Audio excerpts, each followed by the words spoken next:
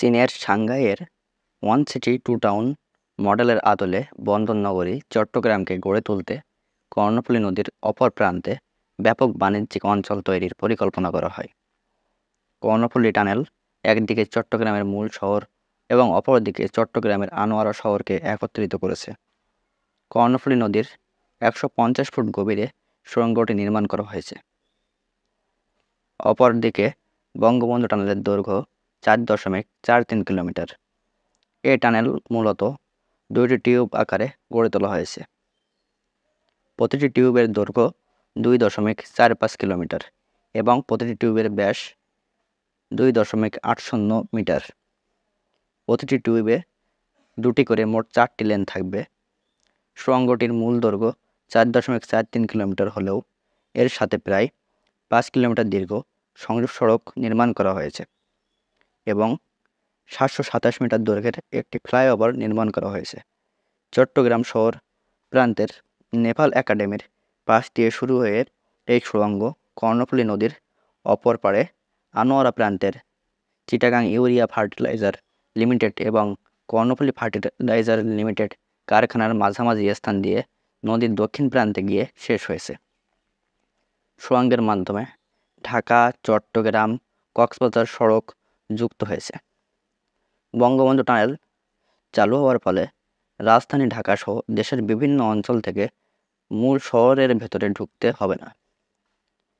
City out of ring road হয়ে টানেলের মাধ্যমে দ্রুত সময়ের মধ্যে গন্তব্যে পৌঁছানো যাবে। এর ফলে চট্টগ্রাম মহানগরে যানবাহনের চাপ অনেকটা কমে গিয়েছে। এছাড়া ঢাকা থেকে কক্সবাজারের দূরত্ব কমেছে প্রায় 50 কিলোমিটার এবং চট্টগ্রাম থেকে কক্সবাজারের দূরত্ব কমেছে প্রায় 15 কিলোমিটার।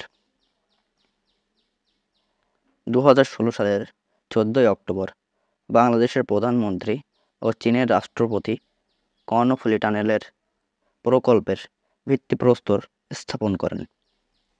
প্রধানমন্ত্রী শেখ হাসিনা 2019 সালের 24 ফেব্রুয়ারি বঙ্গবন্ধু শেখ মুজিবুর রহমান টানেল নির্মাণের কাজ আনুষ্ঠানিকভাবে উদ্বোধন করেন। চীনা প্রতিষ্ঠান China communication and construction company limited এই টানেল নির্মাণের কাজ বাস্তবায়ন করেছেন। 2020 সালের নভেম্বর মাসে টানেলটি উদ্বোধনের কথা থাকলেও করোনা মহামারী সহ বেশ কিছু কারণে এই নির্মাণ কাজ সম্পন্ন করতে অনেক বাড়তি সময় লেগেছে। কয়েক দফায় প্রকল্পটি বিলম্বিত হওয়ার কারণে এর নির্মাণ ব্যয়ও কিছুটা বেড়ে গিয়েছে। সুড়ঙ্গ নির্মাণের প্রাথমিক ব্যয় ধরা হয়েছিল প্রায় 8,446 কোটি টাকা। পরবর্তীতে তা বেড়ে হয় 9,880 কোটি টাকা। কিন্তু নির্মাণ সম্পন্ন করতে মোট ব্যয় হয়েছিল 10,689 কোটি 71 লক্ষ টাকা। এবার কথা বলবো বঙ্গবন্ধু টানেলের টোল নিয়ে। এই টানেলের টোল নির্ধারণ ছিল একটি জটিল ও গুরুত্বপূর্ণ বিষয়। পদ্মা সেতুর টোল অনেক বেশি হলেও পদ্মা সেতুর বিকল্প আর কোনো পথ নেই।